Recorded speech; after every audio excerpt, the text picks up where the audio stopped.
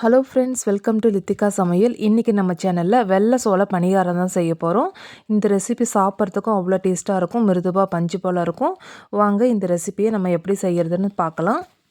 வெள்ளை சோளத்தில் புரதச்சத்து நார்ச்சத்துலாம் அதிகமாக இருக்கிறதுனால அடிக்கடி குழந்தைங்களுக்கு செஞ்சு கொடுங்க. வெள்ளை சோளம் 1 கிளாஸ் அளவு எடுத்துருக்கங்க. இதோட அளவுன்னு பார்த்தீங்கன்னா 100 கிராம். இதை ஒரு பவுலில் சேர்த்துக்கலாம். சோளம் எடுத்து அதே கிளாஸில் அரை கிளாஸ் அளவு அரிசி எடுத்துக்கலாங்க. பச்சை அரிசி இல்லைனா புழுங்கல் அரிசி எதில் வேணாலும் செய்யலாம். நான் புழுங்கல் அரிசி தான் அரை கிளாஸ் அளவு எடுத்துருக்கேங்க. அதையும் அந்த சோளத்தோடையே சேர்த்துக்கலாம். அடுத்து அதே கிளாஸில் அரை கிளாஸ் அளவு வெள்ளை உளுந்து எடுத்துருக்கேங்க. அதையும் நம்ம இதனோட சேர்த்துப்போங்க. அடுத்தது அரை டீஸ்பூன் அளவு வெந்தயம் எடுத்துருக்கேங்க. அதையும் சேர்த்துக்கலாம். இப்போ தண்ணியை ஊற்றி ஒரு 2லேருந்து 3 தடவை நல்லா கழுவி எடுத்துக்கோங்க. 2லேருந்து 3 தடவை நல்லா கழுவின பிறகு தண்ணியை ஊற்றி ஒரு 3லேருந்து 4 மணி நேரம் நல்லா ஊற வைக்கணுங்க. வெள்ளை சோளம் ஊறுறதுக்கு கொஞ்சம் டைம் எடுத்துக்கும். அதனால ஒரு குறைஞ்சது ஒரு 3 to 4 மணி நேரம் நம்ம ஊற வச்சு எடுத்துக்கணும். 4 மணி நேரம் கழித்து ஓப்பன் பண்ணி பார்க்குறேங்க. இந்த அளவுக்கு நல்லா ஊறி இருக்கணும். அப்போ தான் அரைக்கும் போது நல்லா அரைப்படும். இப்போ இதை மிக்சியிலோ இல்லை கிரைண்டரில் நல்லா நைஸாக அரைச்சிட்டு வந்துடலாங்க. இன்றைக்கி நான் இதை கிரைண்டரில் தான் அரைக்க போகிறேன். இந்த மாவில் நம்ம இட்லியும் தோசையும் செஞ்சு பார்க்கலாங்க. இனிப்பு பணியாரமும் செய்யலாம். பாருங்கள், ரொம்ப நைஸாகவும் அரைக்கக்கூடாது, ரொம்ப கொரன்னு அரைக்கக்கூடாதுங்க. ஒரு ரவை பதத்துக்கு நல்லா அரைச்சி எடுத்துக்கணும். இந்த அளவுக்கு மாவு நல்லா மஞ்சிருக்கணுங்க. இப்போ இந்த மாவை ஒரு பாத்திரத்துக்கு மாற்றிக்கலாம்.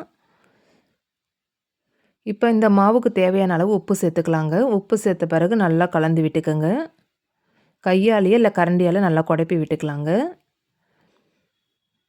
ரொம்ப கெட்டியாக இருந்துச்சுன்னா கொஞ்சமாக தண்ணி சேர்த்து கரைச்சிக்குங்க.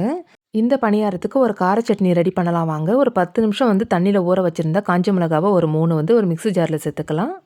அடுத்து பூண்டு பல் ஒரு 5 எடுத்துருக்கங்க, அதையும் சேர்த்துக்கோங்க. சின்ன வெங்காயம் ஒரு 10 தோல் உரித்து வச்சுருக்கேன், அதையும் சேர்த்துக்கலாம். ஒரு மீடியம் சைஸ் தக்காளி பழம் எடுத்துருக்கங்க, இதையும் கட் பண்ணி சேர்த்துக்கோங்க. இப்போ இதுக்கு தேவையான அளவு நம்ம கல் உப்பு சேர்த்துக்கலாம். அவ்வளோதாங்க. இப்போ மூடி போட்டு நல்லா நைஸாக அரைச்சிட்டு வந்துருங்க. கார சட்னி ரெடி ஆகிடுச்சிங்க. இதுக்கு ஒரு தாளிப்பு கொடுத்துக்கலாம். கடாயில் கொஞ்சமாக எண்ணெய் சேர்த்துக்கோங்க. எண்ணெய் நல்லா சூடான உடனே அரை டீஸ்பூன் அளவு கடுகு உளுத்தம் பருப்பு சேர்த்துக்கலாம். கடுகு உளுத்தம் பருப்பு எண்ணெயில் நல்லா பொரிஞ்ச உடனே நம்ம சட்னியில் ஆட் பண்ணிக்கோங்க. அவ்வளோதான், சுவையான கார சட்னி ரெடி. அடுத்து நம்ம பணியாரம் செய்கிற மாவுக்கு ஒரு சின்ன தாளிப்பு கொடுத்துக்கலாங்க. கடாயில் கொஞ்சமாக எண்ணெய் சேர்த்துக்கோங்க. எண்ணெய் நல்லா சூடான உடனே அரை டீஸ்பூன் அளவு கடுகு உளுத்தம் பருப்பு சேர்த்துக்கலாங்க. 2 ஸ்பூன் அளவு கடலைப்பருப்பு சேர்த்துக்கோங்க. கடலைப்பருப்பு லேசாக கலர் மாறுற அளவுக்கு நல்லா வறுபடட்டும். அடுத்தது ஒரு பச்சை மிளகாய், ஒரு சின்ன வெங்காயம் ஒரு 10 பொடியாக கட் பண்ணி வச்சுருக்கேங்க. அடுத்தது கொஞ்சமாக கருவேப்பிலை சேர்த்துருக்கேன். நீங்கள் தேவைப்பட்டால் கேரட்டை கூட நம்ம துருவி சேர்த்துக்கலாம். வெங்காயம் ரொம்ப நேரம் வதங்கணும்னு அவசியம் இல்லைங்க. லேசாக கண்ணாடி பதம் வர அளவுக்கு வதங்கினா போதுங்க. இந்த அளவுக்கு வெங்காயம் வதங்கின பிறகு நம்ம அரைச்ச மாவில் தாளிப்பு சேர்த்துக்கலாங்க. தாளிப்பு சேர்த்த பிறகு நல்லா கலந்து விட்டுக்குங்க. ரொம்ப கெட்டியாக இருந்துச்சுன்னா கொஞ்சமாக தண்ணி சேர்த்து கலந்து விட்டுக்குங்க. இப்போ நான் கொஞ்சமாக தண்ணி சேர்த்து நல்லா கலந்து விட்டுக்கலாம். பாருங்கள், மாவு ரொம்ப கெட்டியாகவும் இருக்கக்கூடாது, ரொம்ப தண்ணியாகவும் இருக்கக்கூடாதுங்க. நான் இப்போ எடுத்து காமிக்கிறேன், இந்த பக்குவத்துக்கு இருக்கணும். அடுத்தது பணியார சட்டியை சூடு பண்ணிக்கலாங்க. பணியார சட்டியில் கொஞ்சமாக தேவையான எண்ணெயை சேர்த்துக்கலாம். எண்ணெய் நல்லா சூடான உடனே நம்ம மாவை கொஞ்சம் கொஞ்சமாக ஒவ்வொரு குழியாக நம்ம ஊற்றிக்கலாங்க. அடுப்பை மிதமான தீயில் வச்சுட்டு செய்யணும். அப்போ தான் உள்ளுக்குள்ளேயே நல்லா வெந்திருக்குங்க. அடிப்பகுதியில் லேசாக கலர் மாதிரி வந்த உடனே நம்ம திருப்பி விட்டுடலாங்க. இதே மாவில் நம்ம இனிப்பு பணியாரமும் செய்யலாங்க. நம்ம தாளிப்புக்கு பதிலாக கொஞ்சமாக தேங்காய் துருவல், இனிப்புக்கு வெல்லம் இல்லைனா கருப்பட்டி இல்லைனா சர்க்கரை, கொஞ்சமாக ஏலக்காய் தூள் சேர்த்து செஞ்சு பாருங்கள், சூப்பராக இருக்கும். இப்போ எல்லா பணியாரமும் நல்லா வெந்துருச்சு பாருங்கள். இப்போ நம்ம அடுப்புலேருந்து எடுத்துடலாம். பாருங்கள், பணியாரம் இந்த அளவுக்கு நல்லா வெந்திருக்கணுங்க. இப்போ எல்லா பணியாரத்தையும் நம்ம எடுத்துடலாம். வெள்ளை சோளத்தில் அதிக அளவு புரதச்சத்து நார்ச்சத்து இருக்கிறதுனால குழந்தைங்களுக்கு அடிக்கடி செஞ்சு கொடுங்க.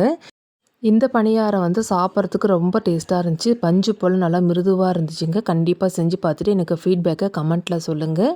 இந்த வீடியோ உங்களுக்கு பிடிக்கும்னு நினைக்கிறேன். பிடிச்சிருந்தால் லைக் பண்ணுங்கள், ஷேர் பண்ணுங்கள், கமெண்ட் பண்ணுங்கள். மறக்காமல் நம்ம சேனலை சப்ஸ்கிரைப் பண்ணிக்கோங்க. பக்கத்தில் இருக்கிற பெல் ஐக்கானையும் கிளிக் பண்ணுங்கள். அப்போ தான் நான் அடுத்தடுத்து போடுற வீடியோ உங்களுக்கு நோட்டிஃபிகேஷனாக வரும். நன்றி, வணக்கம்.